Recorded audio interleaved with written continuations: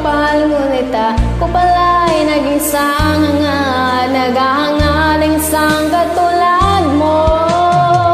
Hindi ko na kailangan, lumalis ka na sa aking harapan. Damdamin ko sa'yo ngayon ay naglaho na. At ito ang iyong tanang, ako'y masyadong nasaktan.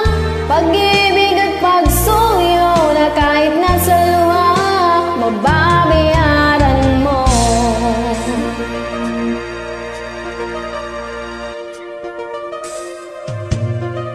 Tingnan mo ang katotohanan,